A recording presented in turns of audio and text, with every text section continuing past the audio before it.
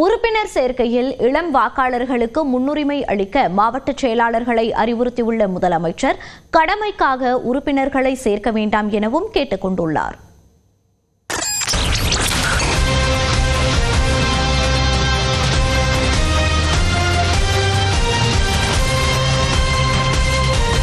தமிழ்நாடு சட்டமன்ற தேர்தலுக்கு இன்னும் சரியாக ஓராண்டே உள்ள நிலையில் கிட்டத்தட்ட அனைத்து கட்சிகளுமே தேர்தலுக்கு தயாராகி வருகின்றன.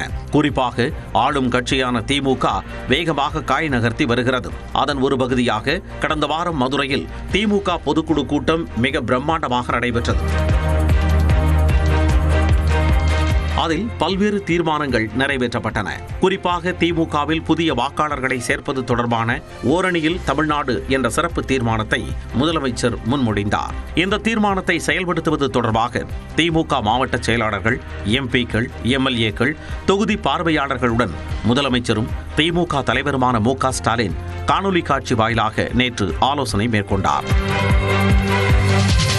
ஒவ்வொரு பூத்திலும் 30% வாக்காளர்களையாவது சேர்க்க வேண்டும் எனவும் அதில் இளம் வாக்காளர்களுக்கு முக்கியத்துவம் அளிக்க வேண்டும் எனவும் முதலமைச்சர் அறிவுறுத்தினார். அதே நேரத்தில் கடமைக்காக உறுப்பினர்களை சேர்க்க வேண்டாம் என நிர்வாகிகளிடம் கேட்டுக்கொண்ட அவர் உறுப்பினர் சேர்க்கையின் போது வாக்காளர்கள் முன்வைக்கக்கூடிய குறைகளை கேட்டு அதற்கு பொறுமையுடன் பதிலளிக்கவும் அறிவுறுத்தியுள்ளார். அதேபோல திமுகவின் திட்டங்களை மக்களிடம் விளக்கி உறுப்பினர்களை சேர்க்கவும் முதலமைச்சர் அறிவுரை வழங்கினார். ஆலோசனை கூட்டம் முடிந்த பின்னர் எக்ஸ் பக்கத்தில் பதிவிட்ட முதலமைச்சர் 3 மணி நேரத்திற்கு மேலாக ஆக்கப்பூர்வமான ஆலோசனைகளுடன் கூட்டம் நடைபெற்றதாக குறிப்பிட்டுள்ளார்.